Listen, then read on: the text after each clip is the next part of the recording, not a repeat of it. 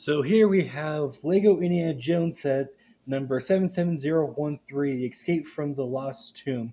This set has 600 pieces. This releases April 1st, 2023, and I found this set early in stores, and I'm excited to actually get my hands on it. As soon as I saw it, I had to buy it. Plus, along with one other Lego Indiana Jones set that'll come out later this week. But yeah, as soon as I got this built, I had to review it and get this video up because I'm so stoked to get the set or find the set early. One criticism for the set, though, before we get started, is that I do not like the name Escape from the Lost Tomb. I've always known this scene as the Well of Lost Souls, which, yeah, I prefer that title. I think it's a lot more creepy and kind of a lot more specific to what is actually of the set. So, this set comes with 4 minifigures. You currently can see 3 on screen, but we will get to that 4th one in a little bit. So first off, we have these statues. They're built exactly the same way up front. I put Indy on one of them because he actually climbs one of them in there.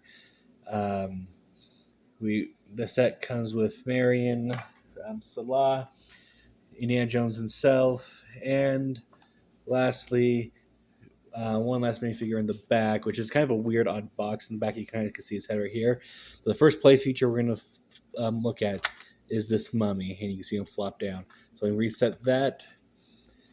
So the first play feature after that, I would like to point out, you've got a hint of one because it just this side does not.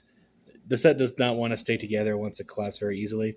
You have this lever over here, and he comes out and a snake pulls out, just like you can see a snake come out in the movie. Set comes with blue and dark green snakes. The original set, because this is a remake, which my brother had, and I have the pieces for it, and I'm looking to rebuild it. Came with red and green snakes. I'm going to make probably a lot of comparisons to the original set because it's the second version of it, and I've had both versions.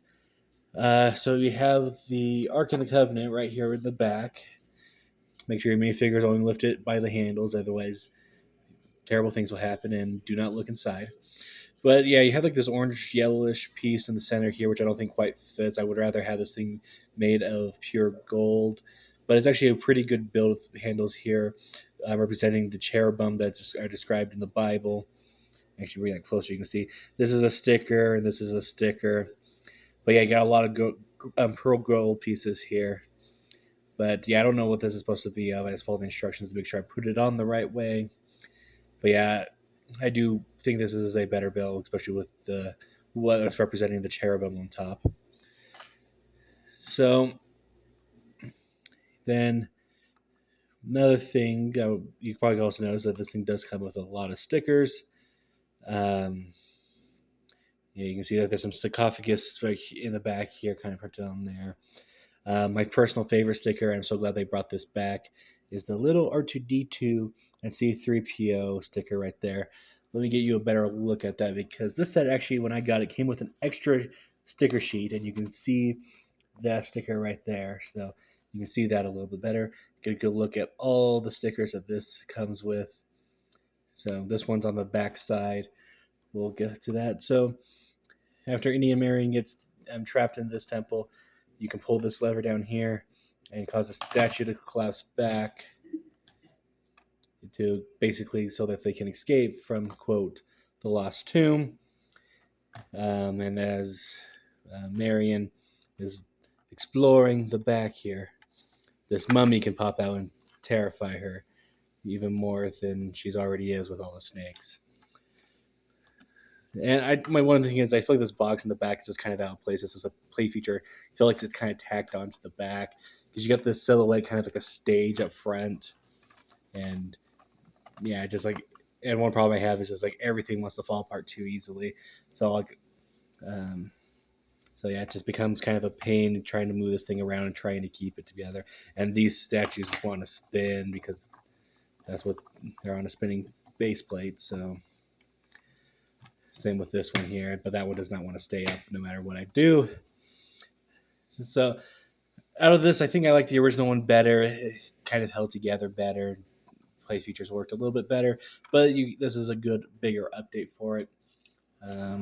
So let me make a few more adjustments, and let's take a look at the minifigures.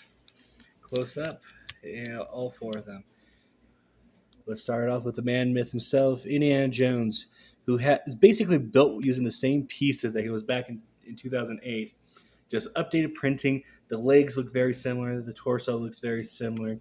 This time, he's got back printing that you can see a couple bucklets back there. It's it's on a dark brown, so it's kind of hard to see some of the printing details unless they're white light color. This one is wearing gloves. It looks like it's a darker brown with his hands. I don't know exactly what color that is. He has the satchel that the Lego minifig Indiana Jones became known for. And the new piece for this figure is the new hair and hat combo. So you can see right here how the hair and hat come off together. The shaping of the hat is kind of odd for me, but it works. They made it a little bit wider to accommodate the new hair. But even though like the old one still holds up, and he has like this curious or confused look on the back for his alternate face. And since he has the hair now, he can now have an alternate face. A lot of the minifigures started having alternate faces back in 2007, 2008. So, but Indy's hair wouldn't allow it. Wouldn't allow it last time. So they have brought it into this time since now the alternate face is a common occurrence.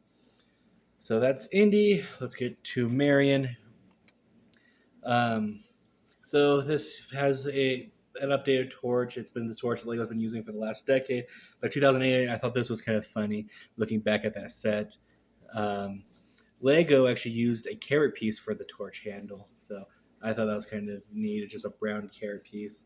So yeah, she has dual molded legs here, white and her skin tone.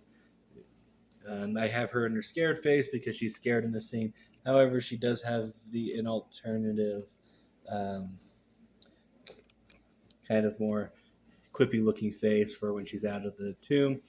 Has a new it's not a brand new hairpiece, but it's a new hairpiece for her. Originally, she used just kind of a black piece. Actually, that hairpiece I think was made for her initially, or it was made for Hermione, one of the two. So I think this is kind of a neat update. Her hair, I think, is a lot more accurate now. This is a lot more curly, like the actresses who plays her. And for the first time, we are getting Salah. I can't always forget his name because I know he appears in two movies, and it's fantastic to actually get this guy in Lego minifigure form. He has the head bandage piece for his head, but that works for him. It's not this big bulky one that it was in like a video game.